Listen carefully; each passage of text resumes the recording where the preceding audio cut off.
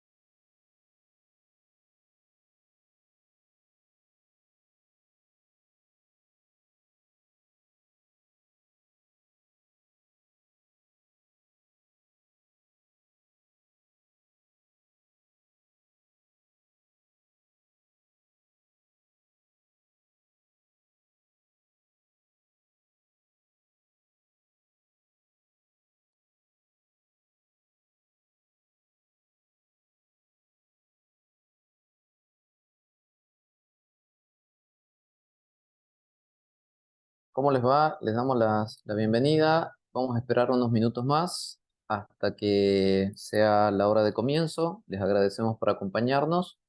Un poquito de paciencia y en el horario acordado comenzamos la actividad. Muchas gracias.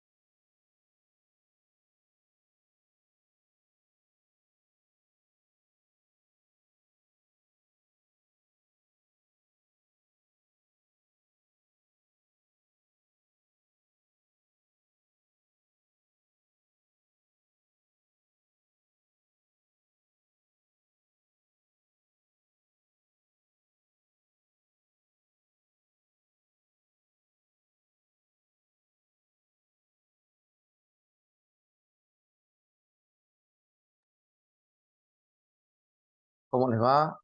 Bueno, vamos a comenzar en 5 minutitos porque se está conectando mucha gente. Ya tenemos 64 conexiones y siguen subiendo. Así que esperamos 5 minutitos más y largamos con la actividad.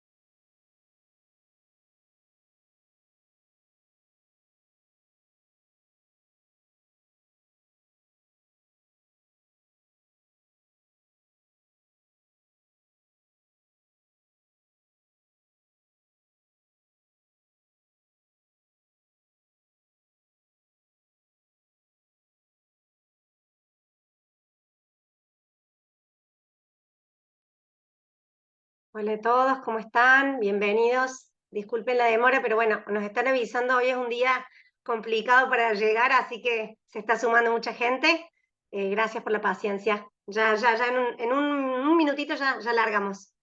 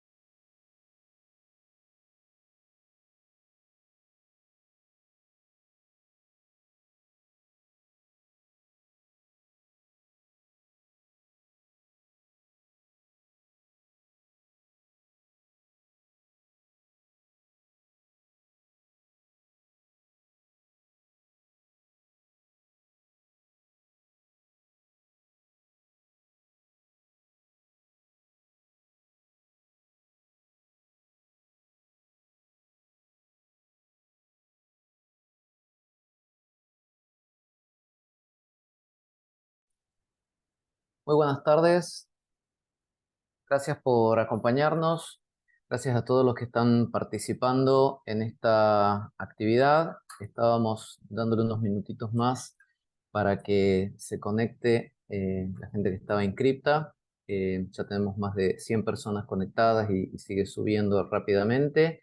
Es una alegría para nosotros realizar una nueva actividad de la Comisión de Graduados de Derecho Tributario de la Universidad de Buenos Aires, en la actividad que nos convoca hoy, que es la situación actual del federalismo fiscal en Argentina, en una jornada en homenaje al doctor Enrique Bulit Goñi. En un día muy particular, sabemos que hay muchas personas que están participando de una marcha en este momento, también en defensa de nuestra educación, por una cuestión de respeto también a los que se habían inscrito y tenían pendiente esta actividad con nosotros. Decidimos mantener la fecha, también como para participar en las actividades de defensa de la educación pública, también a través de estas actividades públicas y gratuitas para todos. En la jornada de hoy vamos a tener la apertura a cargo de la doctora Lucía López Parga, que es la presidenta de la Comisión de Graduados, que va a estar acompañada de la moderadora, la doctora Rocío Balmaceda, y en la oportunidad vamos a tener la posibilidad y el gusto de escuchar a nuestros dos expositores de lujo, la doctora Margarita Zabalza y el doctor Gonzalo Saglione. Así que, sin más, le agradecemos nuevamente la participación, que nos estén acompañando en esta actividad, como siempre lo hacen, con las actividades de la Comisión de Graduados y con todas en general las que realiza la Facultad de Derecho de la UBA. Lucía, te escuchamos. Hola a todos, ¿cómo están? Buenas tardes, bienvenidos. Como dice Harry, muchas gracias a todos los presentes. Es un día de mucha relevancia, muy movilizado, así que sabemos que es esfuerzo para estar presente y todo, así que muchísimas gracias. Quiero hacer una aclaración previa. Si escuchan algún llantito, tengo una bebita muy chiquita al lado, así que puede ocurrir. Lo quiero aclarar con anticipación porque puede pasar. Bueno, dicho esto, quiero agradecer en primer lugar que si bien Harry me presenta, soy la presidenta, hay todo un equipo que logra que esta jornada se lleve a cabo y un montón de gente que colabora y que ayuda, así que en cabeza de todos, muchísimas gracias a todos los que ayudan. Quiero agradecer a las autoridades del Centro de Estudios de Derecho Financiero y Tributario de la Facultad, porque la verdad que siempre apoyan, acompañan y nos dan todos los recursos para hacer las iniciativas de la Comisión de Graduados. Así que desde ya, muchísimas gracias, en cabeza del doctor Corti y todas las demás autoridades del Centro de Estudios de Derecho Financiero y Tributario. Yo quiero ser muy breve, un poquito, voy a hacer un repaso de las actividades de la comisión para que, bueno, los que no sepan estén al tanto.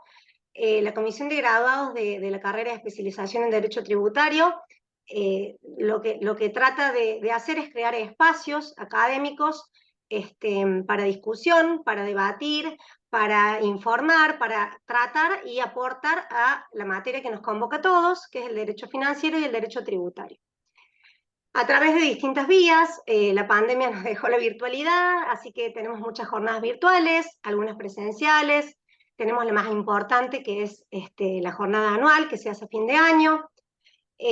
Nosotros utilizamos mucho las redes sociales, tenemos Facebook, Instagram y tenemos LinkedIn, en donde publicitamos todas las actividades que lleva a cabo la comisión. Recientemente la comisión participó de la revista Debates, en donde se publicaron tesinas y trabajos finales de graduados de la carrera de especialización. La revista Debate se da en el marco del Centro de Estudios de Derecho Financiero, la recomiendo absolutamente. Recientemente salió un número sobre política fiscal y derechos humanos. Cada número tiene una temática distinta dentro de lo que es el derecho tributario y financiero, y es sumamente provechosa. Así que es de acceso gratuito y libre a través de la página de la facultad y ahí del Centro de Estudios. Vamos a incorporar ahora algunas cuestioncitas vinculadas a las redes, con video. La cuestión de la comisión es mantener en tema, digamos, y actualidad el derecho tributario.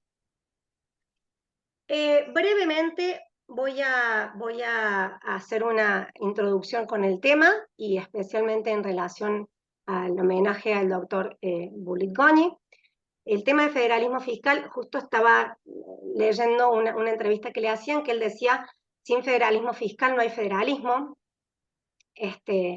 Creo que incluso hoy en día un montón de cuestiones que vemos en los diarios, en las noticias, en cuestiones del Poder Legislativo que se discute, todas están vinculadas al federalismo fiscal.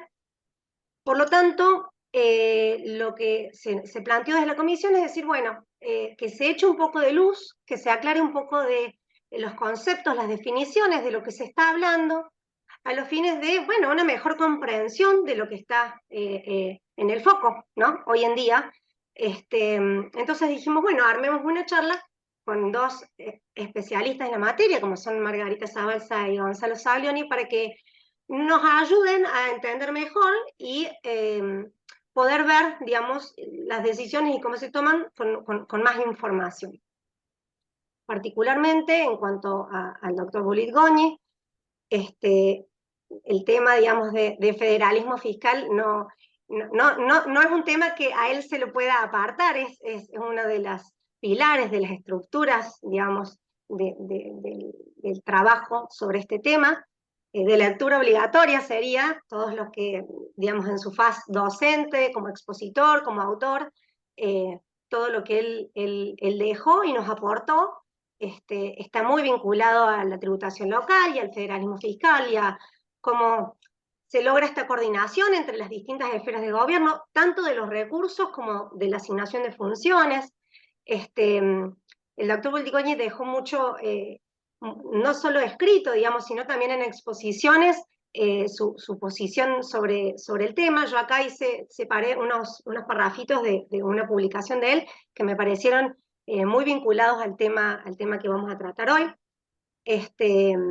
Pero bueno, no podíamos hablar de federalismo fiscal sin homenajearlo a él, que es uno de los maestros, no solo del derecho tributario internacional, nacional, sino especialmente en lo que hace al federalismo y, y la tributación y la coordinación de la tributación nacional.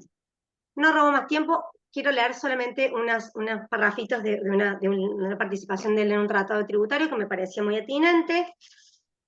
Se refiere, habla de los sistemas de distribución y dice, no podemos omitir la afirmación de que hasta ahora nuestro federalismo ha estado más en las normas que en la realidad de las cosas, por lo que se impone reexaminarlo todo, sin restricciones pétreas y sin otro norte que el interés general. Y agrega, la distribución o coordinación de funciones y recursos a distintos niveles de gobierno es de la esencia de los regímenes federales y es tendencia firme aún en los unitarios, en los que se considera indispensable cierto grado de descentralización. Concluyendo, la situación nacional, insistimos, excede, aunque comprende, los temas del federalismo y en particular del federalismo fiscal, y estos no se limitan, aunque revisten suma importancia, a las soluciones que puedan darse en el llamado derecho intrafederal o en las distintas expresiones del federalismo de concertación. Bueno, no robo más tiempo a los expositores, que son quienes nos van a aportar sus conocimientos. Muchísimas gracias y espero que sea provechosa la jornada.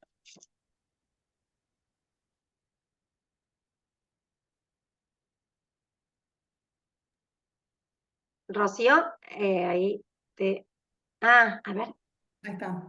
Bueno, buenas tardes a todos, sean todos bienvenidos. Mi nombre es Rocío Balmaceda, yo soy graduada de la carrera de especialización de Derecho Tributario de la UBA. Y bueno, breve, cortito, le agradezco a Lu por tenerme en cuenta, por convocarme a participar en la jornada de hoy con dos expositores de lujo, como dijo Harry, dos santafesinos a quienes admiro y respeto, así que bueno, y en un tema tan actual y controvertido, así que no me voy a explayar más. Vamos a escuchar a Margarita Zabalza, que es la primera expositora. Ella es abogada, graduada de la carrera de especialización en Derecho Tributario de la UBA, es docente de la Universidad Nacional de Rosario, de la carrera de grado, de la carrera de posgrado, y bueno, muchas más cosas, pero lo resumimos así. Bueno, Margarita, te damos paso para que inicies este debate. Tenés en principio 20 minutos, eh, así que bueno, te escuchamos.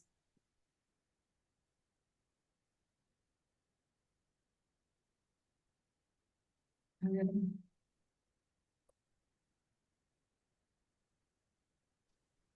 Ahora sí, no podía, me decía que el anfitrión me tenía que autorizar a Sí, aprender. sí, ahí me fijé la configuración. No podías, no podías.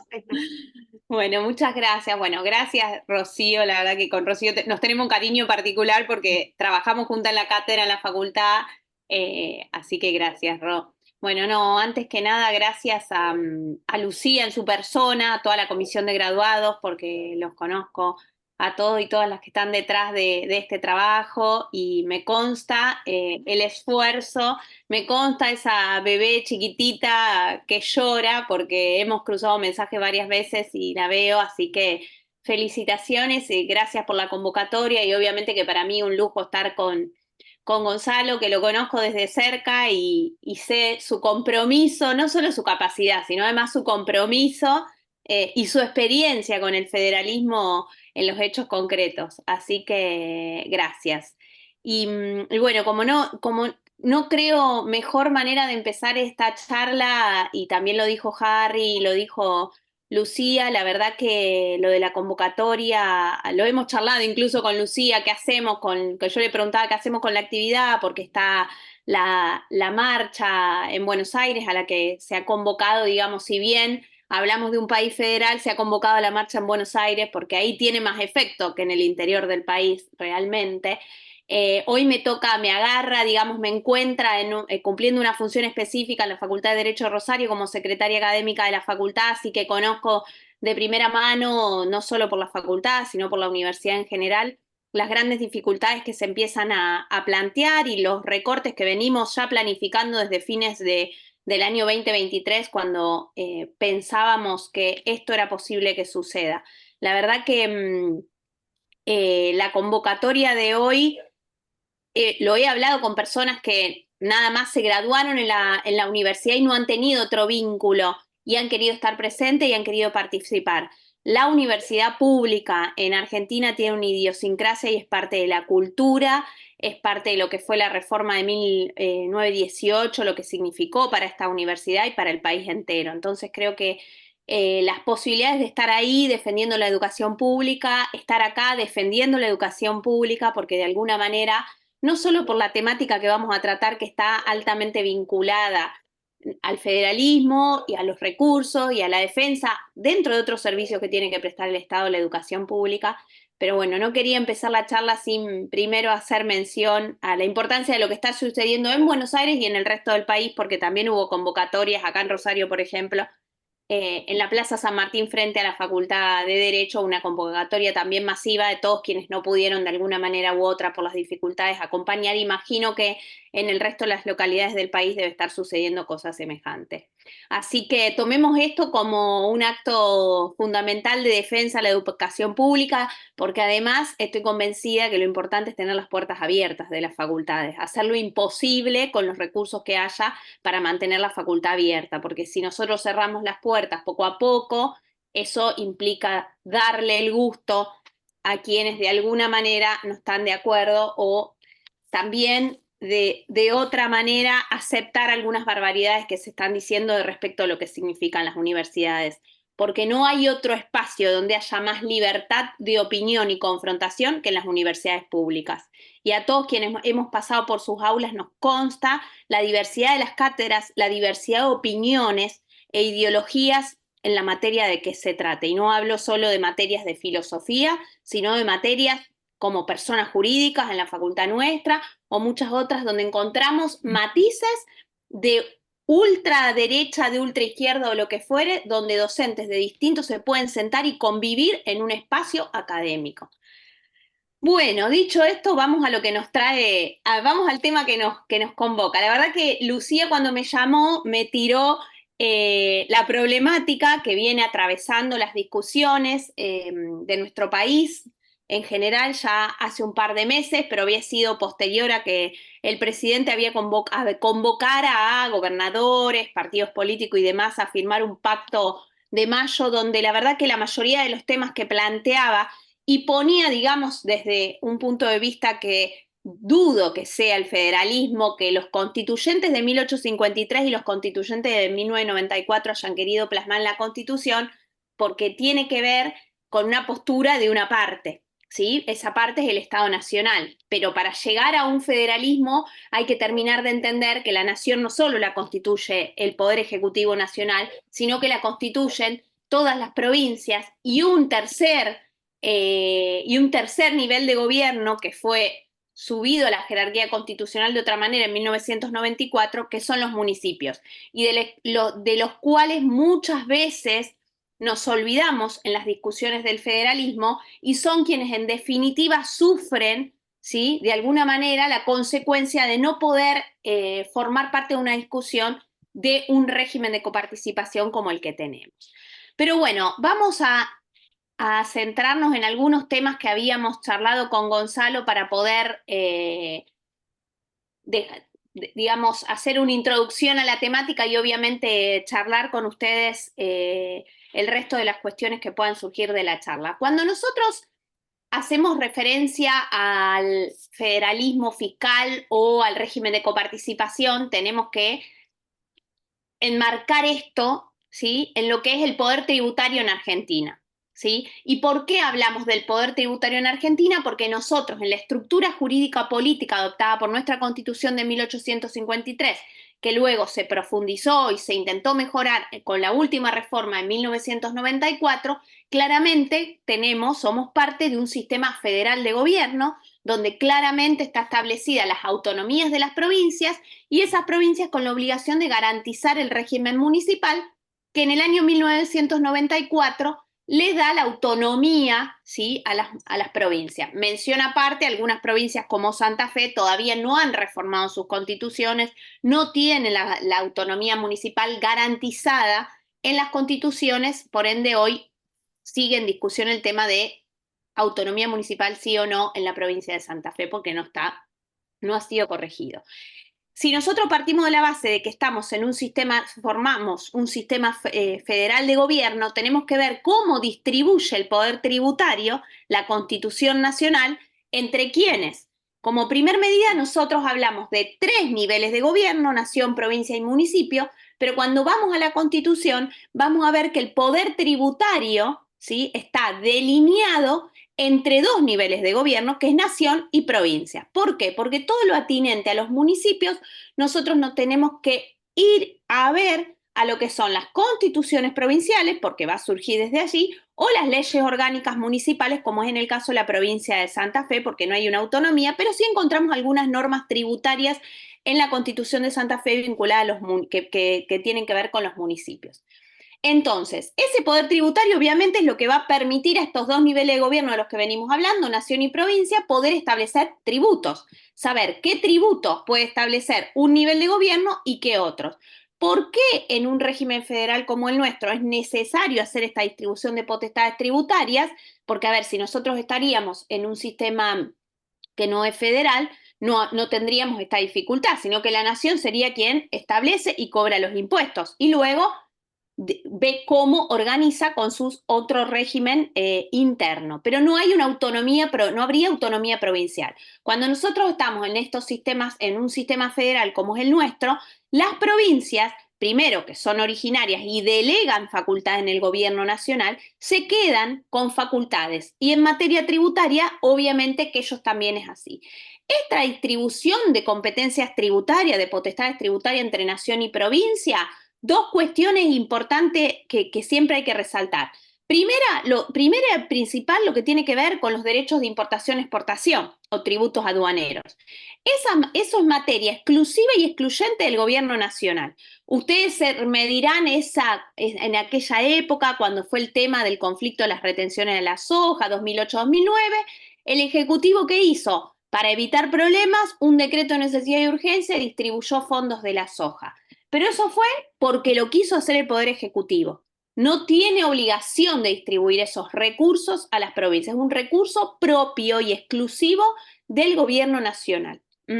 Bien, por otro lado tenemos que la Constitución distribuye en el artículo 75, inciso segundo, las potestades de qué tributos puede establecer la nación y cuál es la provincia, que pivotea sobre una distinción de impuestos en directos e indirectos, ¿sí? Entonces dice, los impuestos indirectos son concurrentes.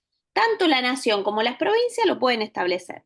Los impuestos directos los ponen cabeza de las provincias, pero establece una excepción, que en determinadas circunstancias puede establecerlo la nación, siempre por tiempo indeterminado, y cuando estén en juego, dice la Constitución, situación que tenga que ver con la defensa, con la seguridad común, con el bienestar general del Estado. Esa es la regla que estableció la Constitución allá en 1853. La realidad es que hoy los impuestos directos importantes están todos establecidos por la nación y se distribuyen vía el régimen de coparticipación a las provincias. Es decir, son impuestos de excepción de alguna manera, y por eso ustedes ven que todos estos impuestos como ganancias, bienes personales, tienen una prórroga, no tienen una vigencia indeterminada, sino que tienen un cese en la vigencia de esas leyes, que luego el Congreso las prorroga. ¿Por qué? Porque están sancionadas en el marco de esta situación excepcional en la que puede la nación establecer impuestos directos. Respecto a los impuestos indirectos, no decía nada la Constitución del 53, lo agrega en el 94, eso trajo algunas discusiones, fallos viejos de la Corte y demás, que no vale la pena hacer mención ahora. Ahora bien, ¿qué es lo que agrega la Constitución en el año 1994? ¿Qué es el sistema de coparticipación o coparticipación o participación? ¿A qué hacemos referencia? Y esto seguro Gonzalo lo va a mostrar con mucha más claridad, pero ¿a qué hacemos referencias?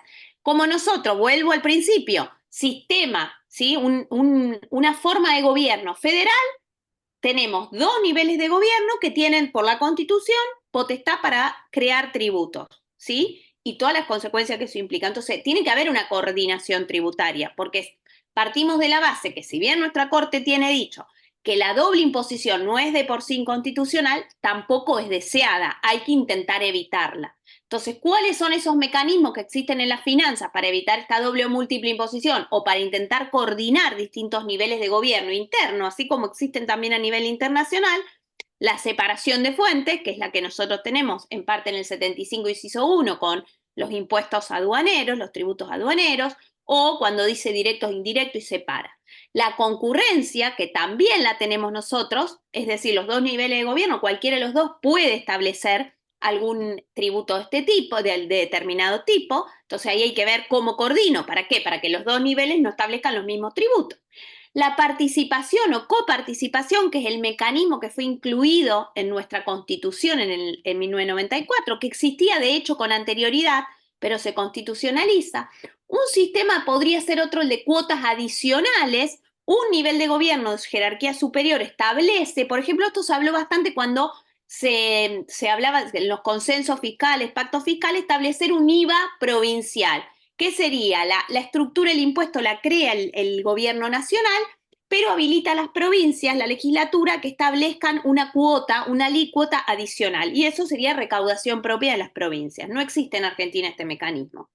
Y otro pueden ser las asignaciones que un gobierno de superior jerarquía, de asignaciones de dinero, por supuesto, realiza a los gobiernos provinciales, que pueden ser globales o condicionadas. Seguramente Gonzalo va, así que esto lo dejamos para discutirlo después. ¿Qué me interesa? Ver lo de la coparticipación. ¿Qué implica la coparticipación? Bueno, lo que venía sucediendo de antes de la reforma, es decir, un nivel de gobierno recauda determinados tributos, esto todo delineado de alguna manera, ¿y qué hace? Distribuye el producido de esa masa coparticipable entre distintos niveles de gobierno. Es decir, no significa esto que las provincias delegan en la nación sus facultades tributarias, sino lo que hacen las provincias, delegan la nación, por un acuerdo, obviamente, ahora lo vamos a ver, la facultad de recaudar y distribuir el producido de lo recaudado, que eso es lo que sucede y que viene aplicándose en nuestro país hace muchísimos años. De más está decir que estamos teniendo esta charla a casi 30 años de la sanción, porque este año se cumplen los 30 años de la sanción de la Constitución de 1994, que varias pautas fijó respecto al régimen de coparticipación y que del día de hoy no se cumplieron. ¿Esto qué quiere decir? ¿Que nadie quiere modificarlo? No, que es un tema complejo y que requiere un acuerdo político no coyuntural, sino a muy largo plazo, porque cuando se toca la coparticipación, claramente alguien va a perder. No es que alguien va a ganar, pero hay recursos que de alguna manera algún nivel de gobierno va a dejar de recibir o va a recibir menos. Entonces son temas muy complejos. Pero ojo, porque también esto va de la mano del sistema, de la discusión del régimen o sistema tributario que Argentina quiere, porque si no es imposible trabajar sobre un nuevo régimen tributario a nivel nacional y de las provincias, o sea, no puede la nación estar diciendo que hay que derogar el impuesto sobre los ingresos brutos cuando sabemos que entre el 65 y el 70% de la recaudación propia de las provincias. Entonces hay que encontrar soluciones colectivas y a largo plazo. Pero bueno, ya el plazo se nos fue muy largo porque pasaron 30 años de la reforma y no se cumplió lo que dice la Constitución. Los Zoom son jodidos, podés quedar incendiado. ¿En qué se basa? Ahí a alguien se le saltó el micrófono. ¿En qué se basa la ley de coparticipación hoy vigente, que es la 23.548, que si nos vamos un tiempo atrás, es del año 1988? Esta ley tuvo una ventaja de alguna manera que tenía un articulito que establecía una prórroga automática si no se sancionaba una ley nueva de coparticipación. Por eso hoy tenemos ley de coparticipación, si no, no sé qué hubiera sucedido, ¿sí? Por esa prórroga automática. ¿Cuál es la naturaleza jurídica? Y esto me interesa resaltar. La ley de coparticipación es una ley convenio, si se quiere un contrato entre la nación y las provincias. ¿Por qué esto de ley convenio? Porque hay un acuerdo nación-provincias. Ese acuerdo se ratifica en la legislatura nacional y luego cada una de las provincias adhiere a esa ley nacional, lo que produce que ese derecho sea incorporado al derecho público local de cada una de las provincias. Esto es lo que la Corte llamó o denominó derecho intrafederal, que tiene una naturaleza especial y diferente del derecho público local. ¿Por qué? Porque una provincia no puede no cumplir porque se le ocurre la ley de coparticipación, ¿sí? Tiene y no puede derogarla unilateralmente, sino que tiene que seguir el mecanismo de denuncia para salirse de esa ley de coparticipación.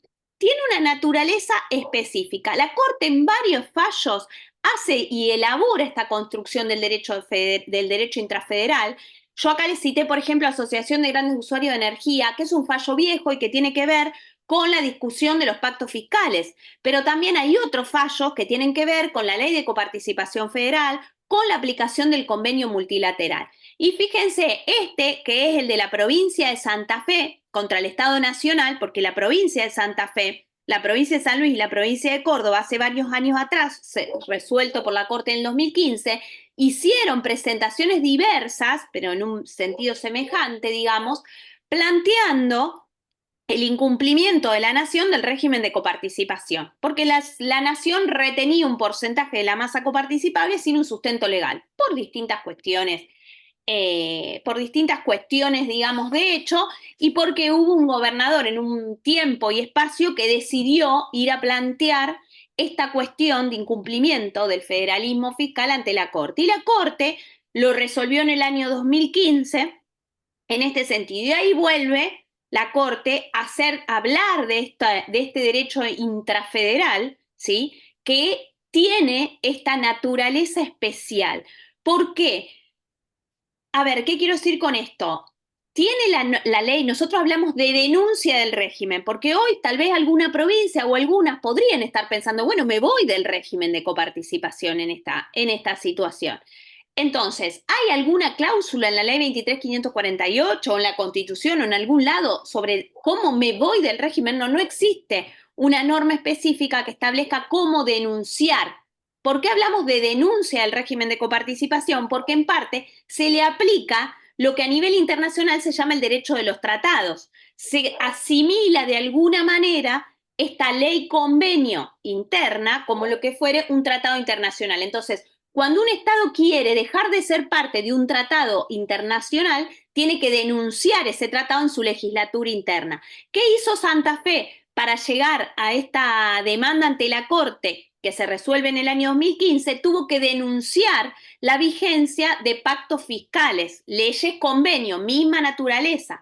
¿Dónde lo denuncia? El Ejecutivo eleva la denuncia a la legislatura la acepta, y la provincia tiene que notificar a todas las partes de ese acuerdo que está denunciando esa ley convenio en este supuesto, y por eso no va a seguir siendo parte de ese acuerdo. Ahora, ¿qué implica? Porque acá no sería lo mismo si quien se retira del régimen o denuncia el régimen es la nación que si son las provincias.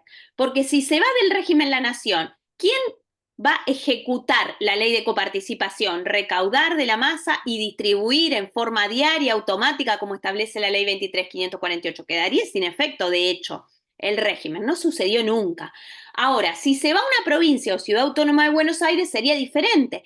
El tema es, ¿se sale una provincia del régimen de coparticipación? Bueno, ¿cuál es la consecuencia? ¿Sí? Directamente renacen sus facultades, ¿sí?, de aplicar los tributos sin ningún tipo de limitación que establece la ley 23.548. Por supuesto que sí, pero el tema es, ¿ese porcentaje que deja de recibir esa provincia crece a las demás o cómo sigue la cuestión? Bueno, son todas digamos, dudas, interrogantes que podemos plantear, que obviamente no hay un caso concreto, no hay un ejemplo concreto, entonces hay que ir dilucidándolo de alguna manera. ¿Cómo funciona esta coparticipación? Una masa de recursos que como criterio general la tienen que formar todos los tributos nacionales existentes o a crearse, ¿sí? Criterio, principio general. Obviamente, ¿cuáles no lo son? Y los que no son coparticipables, porque tienen un régimen propio de coparticipación, o porque, por ejemplo, los tributos aduaneros, que son un recurso propio de la nación. O aquellos recursos que tienen una afectación específica. Y acá vamos a otro tema muy importante en la ruptura de la coparticipación y lo que implica, que son las afectaciones específicas de determinados recursos. Si bien está admitido, porque el artículo 75 en su inciso tercero permite, ¿sí?, al Congreso de la Nación establecer determinadas afectaciones específicas a recursos, pueden ser nuevos o no nuevos. Ejemplo, cuando se creó el impuesto a la riqueza, tuvo una afectación específica, porque nada entró al régimen de coparticipación. Está bien, fue por un año determinado. Hay otros recursos, como el impuesto al cheque, y varios de ellos que tuvieron afectación específica por mucho tiempo. Algunos de ellos al régimen de seguridad social nacional, ¿sí?, porque iban a financiar el régimen de seguridad social. Entonces, el tema es, con las afectaciones específicas de nuevos recursos o de recursos existentes, ¿no lesionamos de alguna manera la unidad o la integralidad que debería tener el régimen de coparticipación según la Constitución? Porque la Constitución permite la afectación de recursos. El tema es que dice expresamente que tiene que ser por tiempo limitado, y eso muchas veces no se incumple. Bien, masa coparticipable que forman todos estos recursos, una doble distribución, una distribución primaria, ese total que se divide entre el conjunto de provincias y la nación, ¿sí? Acá tenemos ese porcentaje del 1% que va para los fondos de ATN, otro tema discutido en la coparticipación por el destino que se le puede dar a esos ATN. La Comisión Federal de Impuestos claramente había dicho que son para atender situaciones de las provincias y determinadas situaciones, no cualquiera.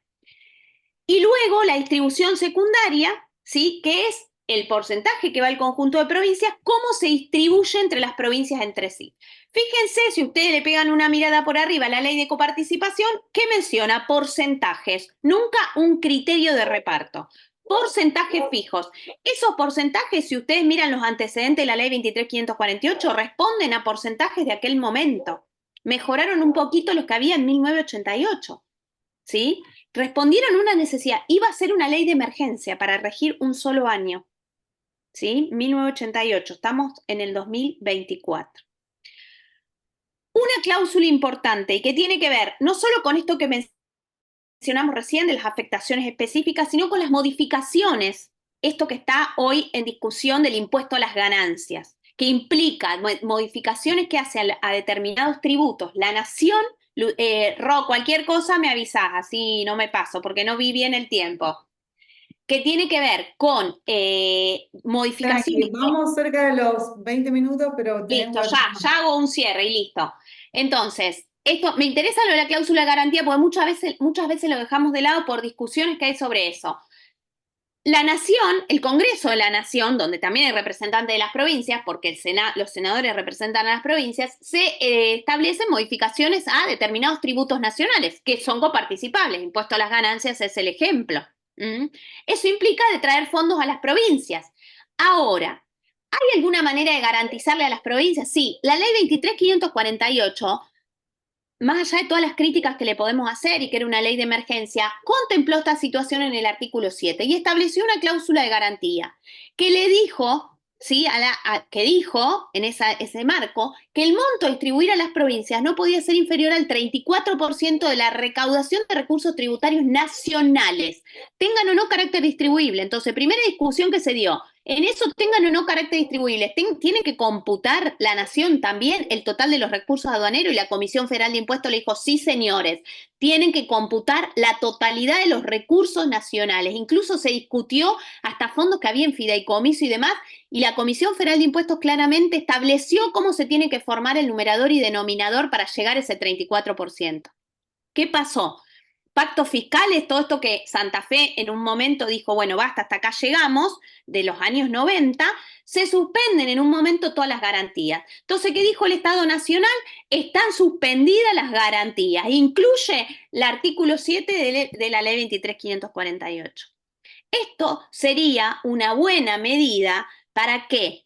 Para contemplar la situación de las provincias y que las provincias no vieran disminuidos sus ingresos. ¿Por qué? Por beneficios tributarios que puede dar el Estado Nacional, que está en condiciones de darlo, porque existe la cláusula del progreso, ¿sí? Tiene el Estado Nacional, la legislatura, la facultad de liberar de impuestos, de dar beneficio impositivo en los impuestos que sea, o de modificaciones tributarias que crea pertinente el Congreso de la Nación. La vigencia de esta cláusula sería importante para ello. Dos cosas. ¿Qué dijo la Constitución? Fíjense lo importante. Bueno, estas son cuestiones más de la mecánica. Primero, el Senado tiene que ser la Cámara de Origen, ¿sí? Estableció una mayoría absoluta para sancionarse, no puede ser modificado unilateralmente, eso está de más, porque si hablamos de ley convenio, tiene que ser acordada entre todos. Debe ser aprobada por las provincias, pero esto es lo que me interesa, que tiene que ver por qué la ley de coparticipación quiso venir a fortalecer el federalismo de concertación que se fortaleció en la reforma del 94. Primero, porque la Constitución dijo que la distribución esta primaria, que hoy son porcentajes fijos, tenía que tener en cuenta las competencias, servicios y funciones de cada nivel de gobierno.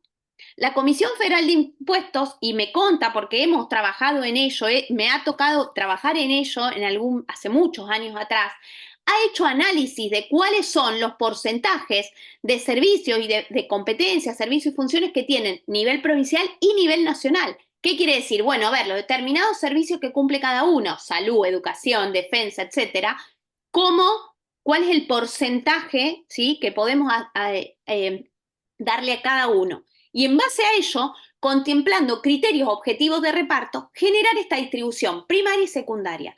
Pero no solo eso, también dejó dicho el constituyente que esos criterios debían ser equidad, solidaridad y la prioridad para lograr un grado equivalente de desarrollo, calidad de vida e igualdad de oportunidades en todo el territorio nacional. ¿Qué quiere decir? Que yo me planto como Santa Fe y digo, yo aporto tanto, ese tanto tiene que venir de vuelta. No, tiene que haber criterios objetivos en base a la población, pero también tiene que haber criterios que tengan en cuenta que nosotros somos una unidad nacional, no somos provincias autónomas, que no nos importa lo que le pasa a la provincia al lado. Entonces, ¿eso qué significa? Que es como este régimen de coparticipación de alguna manera puede coadyuvar a lograr esta unidad nacional en ese sentido con la distribución de los recursos. Por eso es que es tan importante, no solo para, por un lado, asegurar la autonomía fiscal de las provincias, como consolidando los porcentajes fijos que las provincias tienen en base a ¿qué? A criterios objetivos de reparto, pero también generando y profundizando la unidad nacional que implica este conjunto de provincias con un Estado nacional que se pusieron de acuerdo. ¿Por qué? Porque lo que intentamos es que haya un nivel, lo que intentó el constituyente es lograr esto de una igualdad en todo el territorio de la nación. Esto quedó en un mero texto escrito porque claramente pasaron 30 años y todavía seguimos esperando. Bueno, muchas gracias. Bueno, Marga, excelente, muchas gracias, súper clara. La verdad que da para debatir mucho, porque hoy a 30 años, como vos dijiste, parece una utopía tener una nueva ley de coparticipación que realmente respete y refleje lo que el constituyente quiso y dejó plasmado en la Constitución. Ya luego de escuchar a Gonzalo, que ahora a continuación va a exponer, vamos a abrir para que podamos debatir un poco más. Y bueno, desde ya, gracias. Excelente la exposición. A todos les recuerdo que, bueno, que al finalizar van a poder realizar preguntas. Vamos a abrir preguntas para debatir. Y que no se olviden de inscribirse en el formulario para dar asistencia. Ahora sí le vamos a dar paso al segundo expositor, a Gonzalo Saglione, que él es economista, es docente de la Universidad Nacional de Rosario, también es docente de la carrera de especialización de Derecho Tributario de la UBA y es ex ministro de Economía de la provincia de Santa Fe. Gonzalo, a ver. Bueno, buenas tardes, gracias Rocío por la presentación. Gracias a Lucía y a la comisión de graduados por la convocatoria de esta actividad. No sé si agradecerles tanto o no que me hayan invitado a compartirla con Margarita, porque después de escucharla media hora o 20 y pico minutos, la verdad que es difícil exponer después de ella, ¿no? Porque debo felicitarte, Margarita, porque fue muy clara y muy completa tu exposición. Pero bueno, trataré de aportar algunos números y algunas también miradas económicas respecto de la problemática del federalismo fiscal y específicamente del funcionamiento de la distribución de recursos en diferentes niveles de gobierno que se viene dando en la actual coyuntura en nuestro país. Digamos. No solo una mirada estructural, que creo que ha sido muy clara Margarita en esa explicación, sino también sobre la base de las problemáticas que hoy tenemos en debate en la realidad que nos toca vivir por estos días. Ahí había apuntado que el 13 de marzo Lucía nos convocó por primera vez o nos planteó la posibilidad de realizar esta actividad. Estamos a 40 días de esa fecha y la verdad que han transcurrido y han pasado muchas cosas sobre esta temática durante estos 40 días desde el primer contacto que hemos tenido y de hecho es un proceso que se va modificando semana a semana, ¿no? Con lo cual lo que digamos hoy quizás mañana en alguna parte nos pueda quedar bien. Digo, en base a lo que conversamos con los organizadores y incluso en la voluntad de no pisarnos con Margarita, distribuimos un poco cómo focalizar la exposición. Nos pareció importante remarcar esta distinción entre transferencia y coparticipación. Transferencias del gobierno nacional y coparticipación federal de impuestos. Porque muchas veces, no solo en los medios, sino también en publicaciones hasta incluso académicas o más bien técnicas, se plantean como si fueran una misma cosa, o se plantea la coparticipación como una transferencia, ¿no? Y quizás ahí creo que es importante, y Margarita lo ha aclarado, creo yo, con mucha contundencia, pero quiero reforzar ese concepto en particular. La coparticipación federal de impuestos en favor de las jurisdicciones provinciales no es una transferencia del gobierno nacional. Incluso no se registra presupuestariamente, no es un gasto del gobierno nacional. Las transferencias nacionales, y se suele utilizar el término coparticipación sinónimo de transferencia automática. No es una transferencia automática porque no es transferencia, digamos.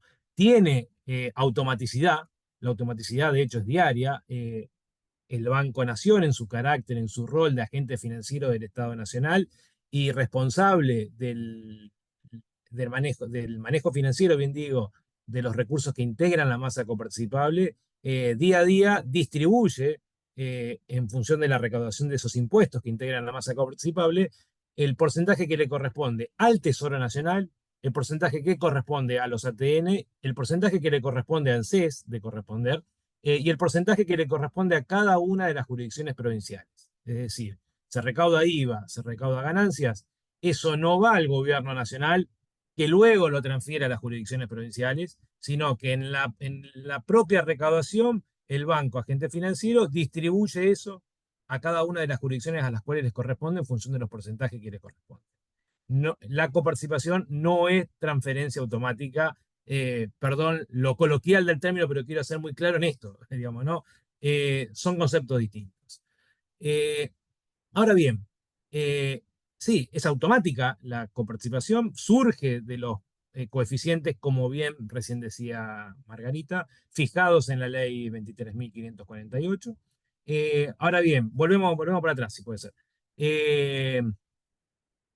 Entonces uno ahí puede decir, ¿qué espacio tiene el gobierno nacional para tomar decisiones que puedan afectar ese flujo de recursos que llegan sobre las provincias en tanto y en cuanto opera automáticamente la coparticipación? Ahí algo anticipaba recién Margarita, quiero ponerlo todavía con más claridad este tema en la discusión. Claramente el gobierno nacional, a través de medidas que promueva sobre aquellos tributos que integran la masa coparticipable, puede estar afectando el flujo de recursos que reciben los gobiernos subnacionales. El porcentaje que corresponde a cada una de las partes está fijado por ley. Ahora bien, el monto total a distribuir es fruto de la aplicación de normas tributarias nacionales que se discuten en el Congreso de la Nación, muchas veces por iniciativa de los poderes ejecutivos de turno, y por otra parte es fruto de acciones de administración tributaria del órgano de recaudación, de AFIP. Entonces, hay incidencia en acciones que lleve adelante el gobierno nacional sobre el monto total de la masa coparticipable, y obviamente eso impacta de forma directa y automática sobre el flujo que reciben los gobiernos provinciales de coparticipación federal de impuestos. Incluso la discusión está en la definición de política tributaria, en donde hace eje el Poder Ejecutivo de turno, en tanto reconocemos que hay tributos que no integran la masa coparticipable y que de algún modo pueden menoscabar las bases imponibles de aquellos tributos que sí la integran. Entonces, cuando hablamos de los tributos aduaneros, de hecho, basta mirar los números del primer trimestre de 2024. La recaudación ha caído en términos reales, me refiero a la recaudación de tributos nacionales, ha caído en términos reales cuando se compara con igual periodo del año anterior. Sin embargo, los tributos provenientes del comercio exterior han crecido en términos reales. Y son tributos que no integran la masa coparticipable. Entonces, el porcentaje que corresponde a nación y a provincias, el porcentaje que corresponde a cada provincia, son todos elementos objetivos definidos en la ley de coparticipación. Sobre eso no hay modificaciones de un periodo a otro, hasta tanto no se modifique la ley de coparticipación, como bien decía Margarita. Ahora, sobre la masa coparticipable, sí hay acciones de gobierno que se pueden llevar adelante y que van a incidir, en definitiva, en el flujo de recursos que cada una de las jurisdicciones provinciales va a estar recibiendo. Y esa capacidad de incidir sobre la masa coparticipable que tiene el Poder Ejecutivo de turno, obviamente es una herramienta que de algún modo incide negativamente sobre la autonomía financiera de los gobiernos subnacionales. En el sentido de que bajo determinadas circunstancias el gobierno nacional puede usar ese argumento promoviendo determinados cambios legislativos sobre la base de evitar una decisión que, si fuera tomada, impactaría negativamente sobre las provincias. Ahora, dicho esto, sobre la coparticipación vamos a aquella parte que más se entiende sujeta a discrecionalidad, y que acá quiero hacer una segunda aclaración terminológica, porque así como digo, la coparticipación no es transferencia automática, lo que digo es, no todas las transferencias del gobierno nacional en favor de las jurisdicciones provinciales son transferencias discrecionales. Suele englobarse bajo el término transferencias discrecionales a la totalidad de las transferencias que desde el presupuesto nacional se giran en favor de gobiernos subnacionales, sean provinciales o municipales. Y creo que, no creo, objetivamente, eso no es así. Las transferencias presupuestarias son aquellos gastos que ejecuta el gobierno nacional en donde en lugar de pagar un salario, contratar un bien o un servicio, ejecutar una obra en forma directa, le envía los recursos a un tercero para que ese tercero sea el que realice el gasto. Si el tercero es un gobierno provincial, es una transferencia a gobiernos provinciales, puede ser un gobierno municipal, puede ser una empresa del Estado. Digo, las transferencias presupuestarias son recursos que tuvo el gobierno nacional, que ingresaron a su presupuesto y que en lugar de destinarlo a otros objetos de gasto, reitero, pago de salarios, compra de bienes, ejecución de obras, decide transferir esos recursos a un tercero para que sea ese tercero el que lleve adelante el gasto. También son transferencias las que se hacen en favor de la asistencia social de las personas menos favorecidas, por ejemplo, ¿no? De la población más vulnerable. El Estado no compra el bien o el servicio, sino que transfiere recursos a un tercero para que sea ese tercero el que ejecute el gasto. Las transferencias presupuestarias a los gobiernos nacionales pueden encerrar diferentes niveles de discrecionalidad. Y es importante distinguir este nivel de discrecionalidad porque no es lo mismo uno y otro tipo de transferencias, pero es incorrecto, y cierro con esta primera idea, es incorrecto asociar el universo total de transferencias presupuestarias al concepto de discrecionalidad. Ahora bien, pasamos a la siguiente filmina. Las transferencias presupuestarias de un nivel de gobierno a otro, específicamente aquí estamos poniendo el eje en las transferencias presupuestarias del nivel nacional al nivel provincial de gobierno, traen consigo algunos problemas en algunos casos o riesgos en otros que nos parece importante poner en discusión desde lo conceptual. Uno de esos riesgos tiene que ver con la posibilidad de que existan favoritismos en favor de algunas provincias o gobiernos provinciales, y que esos favoritismos se traduzcan objetivamente, concretamente, en inequidades al momento de asignar las transferencias presupuestarias. Voy a volver a esta filmina, pero pasamos a la siguiente porque permite graficar de algún modo lo que fue el comportamiento de las transferencias presupuestarias del gobierno nacional en favor de las jurisdicciones provinciales durante el ejercicio 2023. Y aquí, como siempre, las valoraciones respecto de qué es equitativo y qué es inequitativo corren por cuenta de cada uno. La equidad es una variable que por definición es subjetiva, con lo cual yo no voy a decir que esto muestra que hubo inequidad. Cada uno de ustedes lo podrá afirmar o negar sobre la base de estos números, pero lo cierto es que muestra que hubo desigualdad. Si eso fue inequidad o no, es una valoración subjetiva de cada uno. Lo que vemos en ambas gráficas es, por un lado,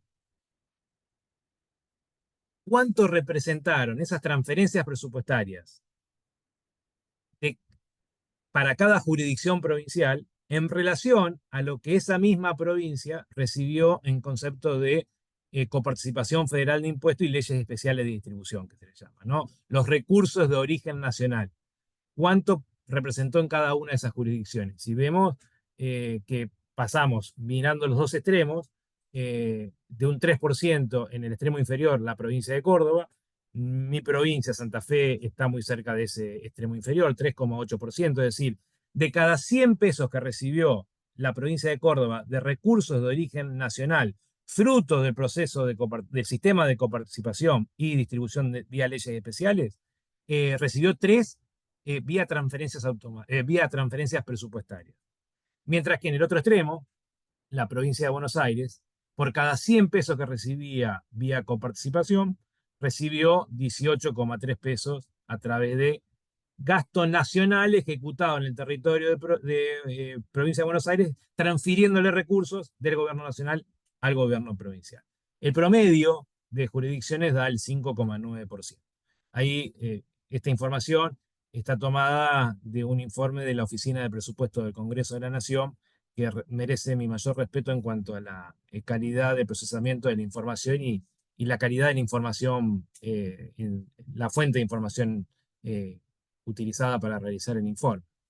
Del otro lado de la pantalla vemos ya no la relación entre las transferencias presupuestarias y los recursos de origen nacional automáticos, sino el per cápita, el por habitante. Y ahí también vemos una diferencia significativa. Lo de Tierra del Fuego, que está al tope de monto por habitante, obviamente está influenciado por un denominador muy bajo, una jurisdicción con una población claramente reducida. Eso es de esperar que impacte llevándolo a un alto nivel por habitante.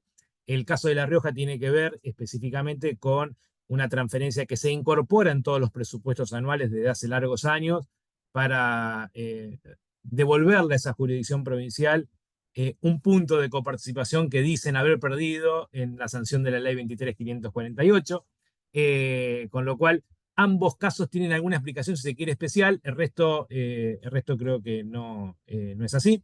Y podemos ver aquí también una heterogeneidad muy grande, un promedio de 31.500 pesos por habitante, con jurisdicciones que han recibido entre 5.000 y 15.000, digo, las de más abajo, y jurisdicciones que han recibido por arriba de 60.000 pesos por habitante durante el año 2023. Bueno, esto tiene que ver o no con el grado de afinidad política entre el partido del Poder Ejecutivo Nacional y de la jurisdicción provincial. Puede serlo, no sé, habrá que analizar el caso por caso. Lo cierto es que la foto del ejercicio 2023 completo nos muestra que un primer problema que puede traer consigo el esquema de transferencia presupuestaria es esta potencial inequidad dado el esquema de distribución. Volvemos a la anterior en realidad, la conceptual. Bueno, un segundo problema es cuando los gobiernos provinciales se acostumbran que es más fácil conseguir fondos a través de este mecanismo que a través de esfuerzos de recaudación propia o a través de mecanismos de financiamiento de organismos internacionales con las dificultades que ese proceso suele acarrear. Tiene más incentivos a ir a mendigar a una oficina nacional antes de buscar buenos proyectos con buenos esquemas de financiamiento o de explotar debidamente las capacidades tributarias que tienen instaladas cada una de ellas en sus respectivas provincias. Así que ahí tenemos un segundo riesgo que suele traer consigo las transferencias presupuestarias del nivel nacional al nivel provincial de gobierno. Voy rápidamente porque me quiero recuperar el tiempo para Está poder dejar espacio para las perfecto. preguntas, ¿no? ¿Vengo bien, Rocío? Vení bárbaro. Bien, perfecto. Ineficiencia asignativa y productiva. No quiero ponerme muy técnico como economista, creo que en la sala prevalecen los profesionales del derecho, pero voy a tratar de usar terminología lo más sencilla posible. Nosotros en economía decimos que hay ineficiencia asignativa cuando se hacen cosas que no son valoradas por quien las recibe. Y hay ineficiencia productiva cuando las hacemos caras. Entonces yo puedo minimizar costos, puedo hacer algo a muy bajo costo, pero no es valorado por nadie. Entonces ahí claramente estoy en un problema de ineficiencia asignativa.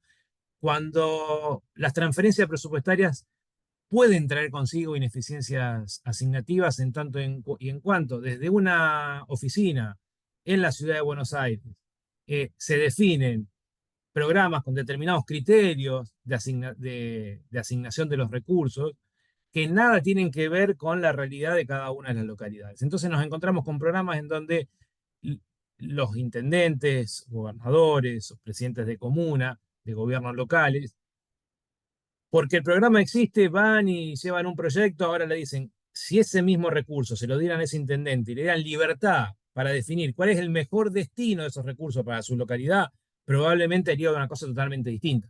Pero si el programa es para hacer mejoramiento de salas culturales y el intendente dice, para mí la prioridad de mi localidad en este momento es darle pavimento a la gente, pero no tengo un programa que me financie pavimento. Tengo un programa que me financia mejora de salas de teatro. Bueno, voy y presento el proyecto de sala de teatro. Ahora, no es la mejor asignación, puede no ser la mejor asignación de recursos, cuando la definición de la prioridad se hace muy lejos del lugar en el cual ese recurso es efectivamente aplicado. Ahí estamos en un problema de eficiencia asignativa. Eficiencia productiva es que nos gastemos litros y litros de nafta, los funcionarios de gobiernos provinciales y municipales, para ir a llevar el papelito a una oficina de Buenos Aires, más allá de que hoy podemos tener sistemas que nos permiten cargar la información online, pero después para que se destrabe generalmente requiere gestiones que suponen presencialidad. No es eficiente desde el punto de vista productivo que un certificado de obra tenga que pasar por una oficina municipal, que sea avisado por una oficina provincial, que llegue a una oficina nacional y que luego esto habilite o destrabe un desembolso y así sucesivamente. Las transferencias presupuestarias suelen traer consigo duplicidad de oficinas intervinientes en un proceso, de oficinas públicas intervinientes, y eso supone una ineficiencia productiva. Gastar más de lo estrictamente necesario para llegar a un determinado objetivo. El objetivo puede ser muy bueno, el tema es que pagamos mucho para conseguir. Un cuarto riesgo o problema que suele venir asociado a las transferencias presupuestarias tiene que ver con la dilución de responsabilidades, con esta situación de que a la dirigencia política le gusta mucho, dicho sea de paso, echarle la culpa al otro, ¿no? Cuando frente a una problemática determinada, el ciudadano no sabe si la responsabilidad de esa la tiene el intendente, la tiene el gobernador o la tiene el presidente, obviamente cuando falle algo en ese servicio, el intendente va a decir la culpa es del gobernador, el gobernador va a decir el intendente no resuelve, y el presidente va a decir la culpa de los dos, nivel inferior o lo que fuere. Lo que digo es, cuando las responsabilidades respecto de qué nivel de gobierno tiene a su cargo qué función que el Estado le tiene que brindar a la ciudadanía, es un campo propicio para que en definitiva nadie se haga responsable. Y cuando tenemos esquemas de transferencias presupuestarias, donde el que lleva adelante la obra es un nivel de gobierno, pero el que pone la plata es otra, cuando esa obra se paraliza, ¿de quién es la responsabilidad? ¿Es del que contrató a una empresa para que la haga? ¿Es el que le firmó un convenio garantizándole que le iba a dar un flujo de recursos para poder pagarla? Digo, ahí aparece un espacio propicio para que los diferentes niveles de gobierno busquen algún chivo expiatorio para no hacerse responsable frente a la ciudadanía. Y un quinto riesgo o problema que suele venir asociado a las transferencias presupuestarias, así que acá sí pasamos, Margarita, o Rocío, no sé quién está pasando el power, ahí está, perfecto. Tiene que ver con la sostenibilidad del gasto. Y acá voy a mostrar algunos datos más viejos y algunos datos más actuales, ¿no? No, esto tiene que ver con lo anterior, la inequidad, digo, lo pasamos. En realidad lo que quería, vuelvan un segundo, cuando hablaba de inequidades y mostraba los datos del año 2023, esto es otra forma de mirar lo mismo, pero de algunos años anteriores, incluso para decir, esto no tiene que ver con una situación de un momento determinado. La verdad que cuando uno mira para atrás pasan cosas similares. Acá tenemos lo que representaba para cada provincia la relación entre las presupuestarias y las automáticas en el año 2017 y en el año 2018, y también ven que hay una diferencia más que significativa de una punta a otra, ¿no? Pero volvemos entonces a la siguiente. Cuando hablo de sostenibilidad del gasto, las transferencias presupuestarias, más que nada cuando se institucionalizan y empiezan a darse de manera recurrente, encierran el riesgo de que las jurisdicciones subnacionales que las reciben internalicen ese recurso como un recurso permanente y en consecuencia dimensionen su nivel de gasto provincial o municipal, según el caso, suponiendo que ese recurso va a existir para siempre. Y el problema es qué pasa cuando deja de existir. Y quizás hoy estamos atravesando una coyuntura donde aparece con mucha claridad ese dejar de existir de la transferencia presupuestaria nacional en favor de los gobiernos subnacionales. Cuando esa transferencia presupuestaria se corta, por la razón que fuere, y el nivel subnacional de gobierno llevó su nivel de gasto estructural a un nivel que es insostenible con los recursos habituales y permanentes, hay dos consecuencias posibles. Una es que se lleve adelante un brusco recorte de las partidas de gasto que se venían sosteniendo financieramente con esa transferencia presupuestaria, es decir, así como se cortó el recurso, se corta el gasto, y la ciudadanía acostumbrada a recibir ese servicio deja de percibirlo y sufre una consecuencia indeseada. O la alternativa es que ese nivel subnacional de gobierno aumente su presión tributaria para conseguir vía recursos propios lo que ha resignado, lo que ha perdido, lo, el- lo- lo que se le ha disminuido el flujo de recursos vía transferencias presupuestarias. Y digo, evidentemente, en el marco del actual modelo económico llevado adelante por la gestión que inició en diciembre del 2023 de Javier Milei, se ha verificado un recorte más que significativo de las transferencias presupuestarias. Y aquí también vuelvo a valerme de un informe de la Oficina de Presupuesto del Congreso de la Nación, que previo a la toma de decisiones sobre el recorte de muchas de estas líneas de transferencias presupuestarias, realizó un análisis, realizó un análisis valorativo, ya no descriptivo, sino valorativo, ordenando esas transferencias presupuestarias entre aquellas que entendía eran muy rígidas y que en consecuencia tenían una alta probabilidad de sostenerse en el tiempo, y aquellas que, a entender de los analistas, consideraban que eran más factibles de ser modificadas o eliminadas directamente, ¿no? Y fíjense que ahí, en su totalidad, está hablando de un conjunto de transferencias presupuestarias que representaron en 2023 algo más del 1% del PBI. eh, un poco más de la mitad de ese monto, que estaba en casi 2 billones de pesos, un casi más, digamos, algo más del 50%, digo, para la oficina del presupuesto del Congreso, eran transferencias factibles de ser reducidas y o eliminadas, mientras que casi la mitad entendía que era muy difícil que tal cosa sucediera. Eh, este es un informe de mediados de febrero, ¿no? Fines de febrero, días antes de que alguna de estas líneas que están aquí como transferencias rígidas y para las cuales era altamente probable, de acuerdo a los analistas, que no se cortaron, digamos, ¿no? Empezando por el Fondo Nacional de Incentivo Docente, el FONIT, y siguiendo por el aporte del gobierno nacional al sostenimiento de los déficits de los sistemas previsionales de aquellas provincias que decidieron oportunamente quedarse con su propia caja de jubilaciones y no transferírsela al gobierno nacional, como ocurrió con la mayoría de las provincias durante la década del 90. Esas dos líneas de transferencias presupuestarias nacionales, que tienen cero discrecionalidad, son transferencias presupuestarias no discrecionales. Digo, lo que recibe cada provincia por FONIT, ¿qué tiene de discrecionalidad? Es el monto por docente, por la cantidad de docentes que esa provincia tiene. Digo, no hay discrecionalidad. El aporte a cubrir el déficit del sistema jubilatorio es un cálculo que está previsto en la ley. ¿Cuánto tendría de déficit ANSES si esa provincia, en lugar de haberse quedado con la caja de jubilaciones, la hubiese transferido?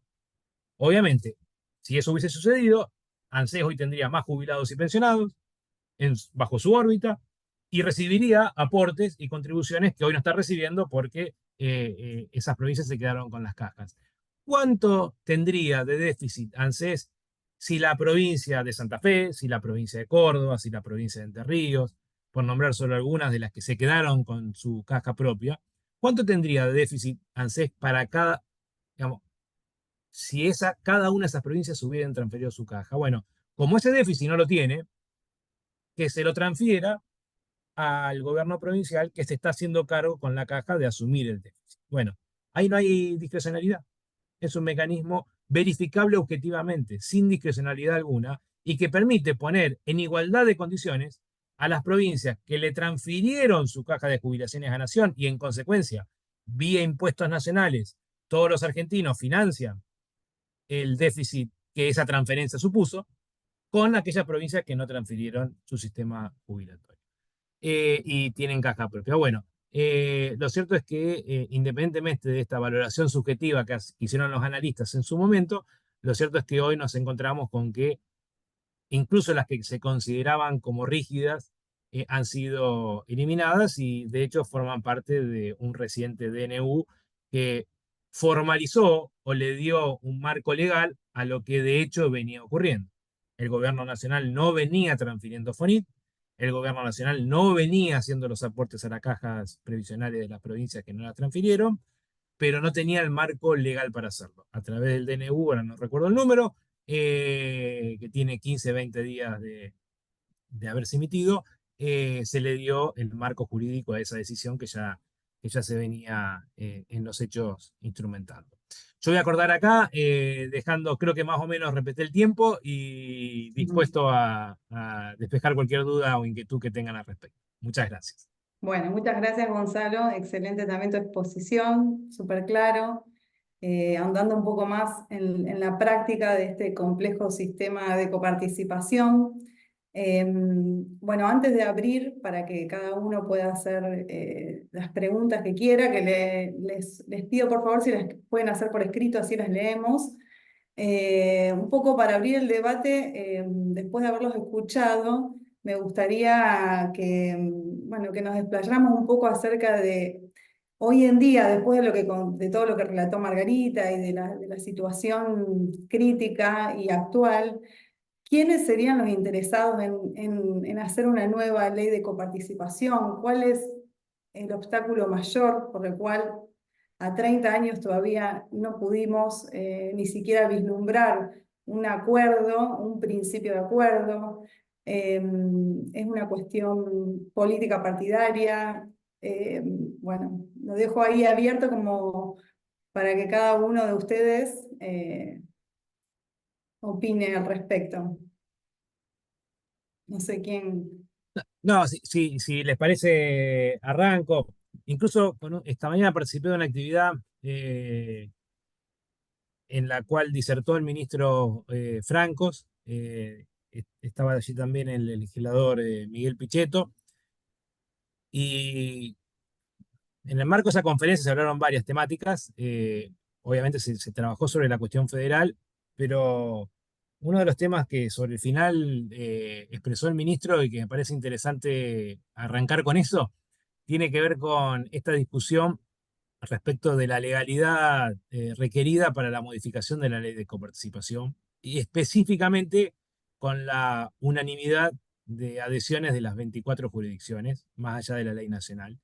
Eh, y el anuncio fue la expresión fue algo así como: estamos constituyendo una comisión que analice si la reforma de la ley 23.548 exige unanimidad o exige mayorías especiales.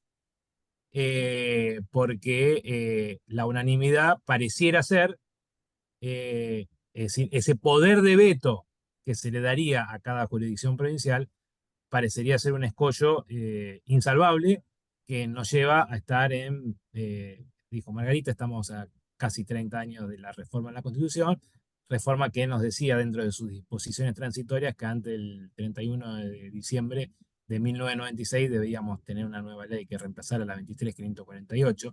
Estamos, digo, a casi 28 años de mora constitucional a partir de eso. Entonces, nada, me pareció un dato no menor y aprovecho la pregunta para ponerlo en esta mesa, en este ámbito,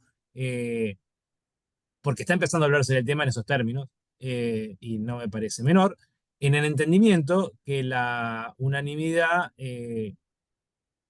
supone, como bien lo decía Margarita, que cada jurisdicción va a decidir su adhesión o no al nuevo régimen sobre la base de un análisis de la situación preexistente contra la nueva ley. Y en la medida que la nueva ley no suponga un beneficio, es de esperar que esa jurisdicción no esté dispuesta a acompañarla, digamos, ¿no? Entonces, si efectivamente la unanimidad, como todos creemos, o como todos creíamos, era la condición sine qua non para que tengamos un nuevo régimen de coparticipación, la dificultad para conseguirlo es mayúscula. En lo personal, y como bien decías en la presentación, Rocío, me tocó liderar el Ministerio de Economía de un gobierno subnacional durante un periodo de gobierno y participar en otros espacios del Ministerio de Economía en otros periodos de gobierno. Digo, desde la experiencia de la gestión de las finanzas públicas de un gobierno subnacional, soy un convencido de la necesidad firme que tenemos de modificar nuestro régimen de coparticipación no solo por un mandato constitucional, sino por la necesidad de modificar el esquema de incentivos que actualmente el sistema está generando. Las dificultades para lograrlo son mayúsculas, y a las pruebas me remito por estos 28 años de mora constitucional. Exacto. Bien. Margarita, ¿vos querés decir? Yo agrego algo a lo que dijo Gonzalo. La dificultad de que no haya unanimidad tiene que ver con estos interrogantes que yo planteaba cuando decíamos, bueno, una provincia, porque si se sale la nación del régimen, ya la consecuencia es una. Ahora, si se salen algunas provincias, ¿qué pasa? Sí, a ver, para mí no es ni debería ser una cuestión política la ley de coparticipación, como tampoco lo debería hacer las modificaciones a un sistema o régimen tributario. O sea, nosotros necesitamos como país políticas de Estado y la ley de coparticipación es parte de esa política de Estado, como deberían ser, digamos, las leyes de los impuestos. Yo vuelvo a lo mismo, para mí es muy difícil plantear modificaciones serias al régimen tributario sin plantear modificaciones serias a la ley o una nueva ley de coparticipación o discutir la ley de coparticipación.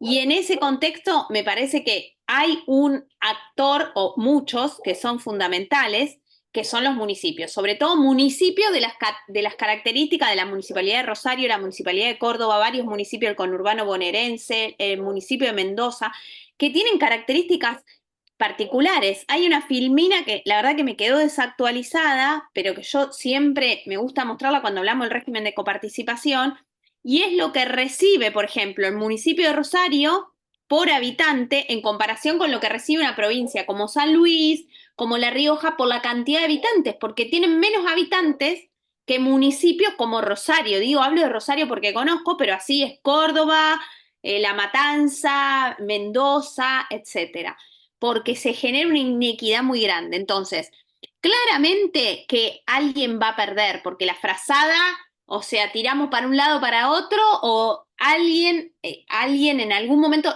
pero perder en términos a lo mejor económicos. El tema es cómo se logra y en general cuando hay modificaciones de este tipo a regímenes de coparticipación, por eso la modificación de la mano de un régimen tributario y sobre todo con algún mecanismo circunstancial, digamos, que permita que esos que van a recibir en el futuro menores recursos por la modificación al sistema puedan verse compensados de alguna manera por algún mecanismo paralelo.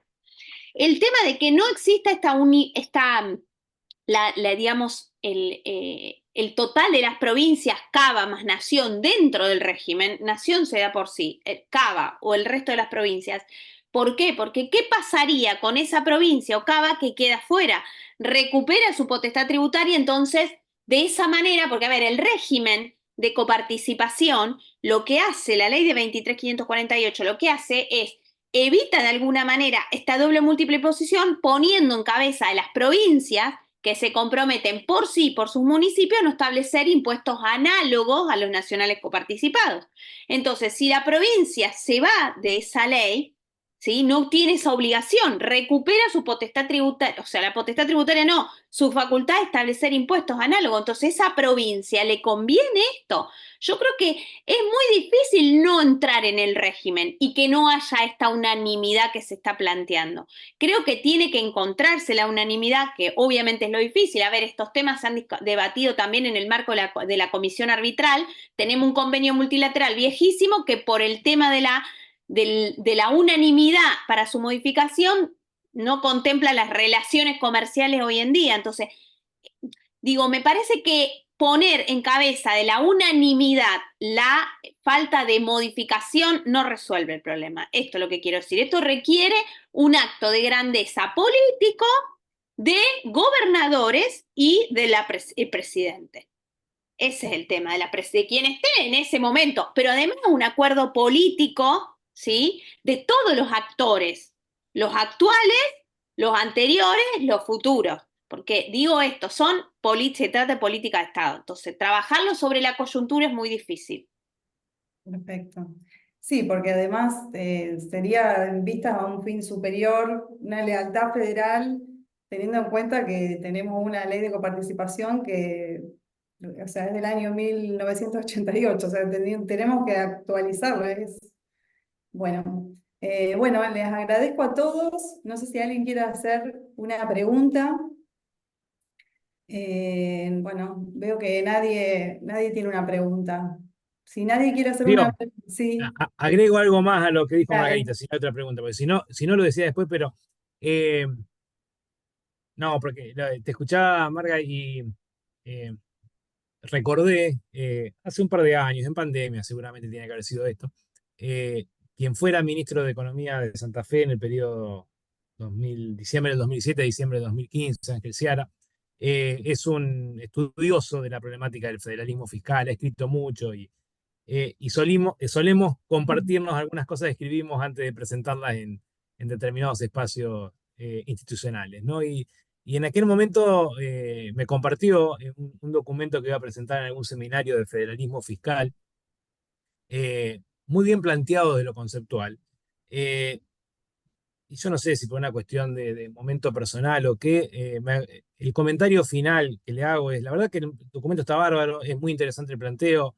Ahora, Ángel, vos sabés que esto va a la basura. Digo, lo que está fallando no es la incapacidad que tengamos los técnicos de encontrar un buen sistema de coparticipación en nuestro país. Lo que está faltando son los consensos políticos y un poco eso quería de algún modo agregar a lo que decía recién Margarita. No es que nos falte conocimiento sobre cuál sería un buen régimen de coparticipación en Argentina. Nos faltan acuerdos políticos. Y entonces, la verdad que mi conclusión es, Ángel, no perdamos más tiempo en discutir de federalismo. Dejemos que los políticos se pongan de acuerdo, que se den vuelta y nos vengan a pedir consejo y se los vamos a dar. Perdón la contundencia, digamos, ¿no? Porque si no, la sensación es que nosotros nos seguimos dando vuelta, encontrando la fórmula ideal, y la verdad que la fórmula será ideal para la academia, será ideal para nuestros planteos conceptuales, pero no tiene viabilidad política. Y si no le construimos la viabilidad política, vamos a seguir con la 23.548 y todos los parches que todos conocemos de los últimos 28, de los últimos 30 y pico de años, digamos, ¿no? Entonces creo que es central que este tema se ponga en agenda, a su vez, con la seriedad que amerita y no pretendiendo sacar una nueva ley de coparticipación en 3 meses, porque sinceramente no es el plazo de tiempo que debe discutirse la modificación del régimen de coparticipación, en mi opinión personal. Lo que Bien. también es verdad, esta es una posición conceptual. Si le buscamos viabilidad política, a veces, vengo de una charla esta mañana donde hablamos de las ventanas de mercado. Digo, tenemos que aprovechar cuando se abre una ventana de mercado. Si se abre una ventana política para modificar la ley de coparticipación, aunque no sea la perfecta, aprovechémosla también. Bien, exacto. Y agrego algo a eso que dice Gonzalo, que tiene toda la razón, que de hecho la Comisión Federal de Impuestos tenía proyecto, hay por lo menos dos. Recuerdo de tiempo atrás, de hecho, cuando estuvo Bulit Goñi y Casás de asesores de la Comisión Federal de Impuestos, hay un proyecto de esa época y hubo otro un poco más actual, como si digo 2010, 12, 13 por ahí, también he trabajado. Por eso digo, técnicamente es así que hay proyectos. El tema es la viabilidad política. Perdón, Margarita, me cuelo en la discusión. Hola Gonzalo, buenas tardes. Hola Margarita. Hola Gladys. Buenas Perdón tardes. que me cuele ahora para decir sobre el final, con poco ya que tocaste el tema, porque yo estaba pensando exactamente lo mismo, ¿no? Un poco lo que decía Gonzalo. A mí me tocó de manera muy directa estar en el momento en que pasó la confección del proyecto de coparticipación de la Comisión Federal, porque en ese momento estaban, como dijo Margarita, los doctores Bulit y Casás como asesores. Yo era colaboradora en aquel momento todavía en el estudio, ni siquiera teníamos en mente en algún día ir a la justicia de la ciudad, como me ocurrió acompañando al doctor Casas. Y dos cosas que yo recuerdo de esa época que me parecen muy interesantes tener en cuenta, porque esto es una jornada en homenaje a Enrique Bulit, a quien todos queremos y le tenemos un afecto muy particular. Lo primero es decir que en aquel momento una cosa que decía siempre Casas era: es muy lindo hablar, es muy lindo opinar, pero hay que sentarse a escribir. ¿Por qué digo esto? Porque más allá de todo, dice, todos tenemos opinión, la cuestión es plasmarla. Y una vez que eso fue el intento que hicieron, porque una de las responsabilidades de la Comisión Federal de Impuestos era ser asesor Entonces tenía que elaborar el proyecto y querían cumplir el mandato legal que le daba la 23.548 de tener que asesorar. Por eso rápidamente sacaron el proyecto para cumplir con ese mandato, más teniendo en vista que tanto Casas como Bullitt iban a dejar la asesoría de la Comisión Federal y ellos querían dejar su colaboración. La verdad fue esta. Esto lo puedo contar desde la cocina porque lo viví. Es más, he transcripto parte de ese proyecto, no lo pensé, la obra es de ellos, pero lo he transcripto. Entonces conozco cómo era un poco la cocina. Eso por un lado tenerlo. Y por otro lado, decir que este tema se repitió innumerables veces con la posibilidad de empezar a discutirlo. Entonces, hubo la posibilidad, como decía Gonzalo antes, académicamente lo hemos discutido hasta el infinito y todos los que tuvimos la oportunidad de participar con Enrique en alguna actividad académica, lo hemos escuchado decir hasta el cansancio, esto que decían hace un rato, de la falta de compromiso con el cumplimiento de la cláusula constitucional de la disposición transitoria sexta. Enrique, creo que en todas las exposiciones, así fueran exposiciones de cualquier otro tema, nos recordaba permanentemente que estaba en deuda el cumplimiento del mandato constitucional. Pero una cosa que decía, y que también quiero tenerlo presente, es que allá por el año 2004, se empezó a trabajar en el Senado de la Nación sobre este tema. Y me acuerdo que uno de los convocados a trabajar fue el doctor Casas en aquel momento. Y él acercó un proyecto, no de modificación del régimen de coparticipación, sino de sugerencias, ¿no? De cosas que se podían incluir para el debate. Y recuerdo también, Gonzalo lo debe tener represente, que hubo un proyecto que fue elaborado en aquel momento por un senador, miren el tiempo que les estoy hablando, que era el senador Palito Ortega, Ramón Ortega en aquel momento, que elaboró un proyecto que podía tener sus luces y sus sombras, a consideración de los que más sabían, decía que tenía muchas luces el proyecto, pero que no fue tratado como se debía tratar. Entonces yo me sumo a lo que decía Margarita, esto de la generosidad y la grandeza y la decisión política, y como decía Gonzalo, la necesidad de que técnicamente agarremos el lápiz y nos pongamos también a escribir sobre la base de esos consensos.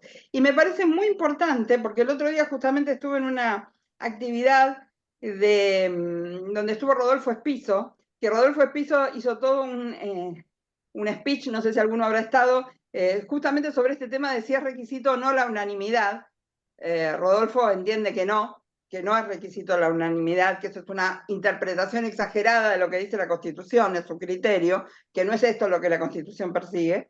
Y entonces yo pensaba, ¿no? No lo tenemos a Enrique, no lo tenemos a José, y necesitamos que todavía Rodolfo, que es un poco de esa generación, el que sigue vigente, tenga que tomar las mismas banderas.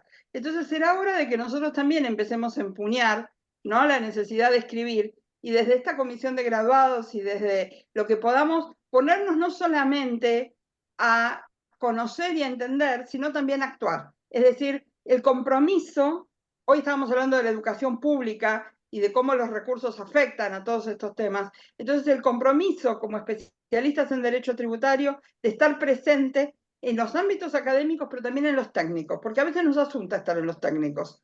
Y yo creo que el compromiso también hay que hacerlo ahí. Era una pavada así sobre el final, pero me parecía importante para tenerlo presente a Enrique y a su mensaje. Y los invito a leer un artículo de Enrique Viejo, que salió en la Reforma Constitucional del 94, que se llama La coparticipación en la Reforma Constitucional del 94, que está en la revista jurídica argentina La Ley, donde Enrique se hacía todas las preguntas que todavía hoy seguimos haciendo sobre la interpretación del artículo 75 de la Constitución Nacional.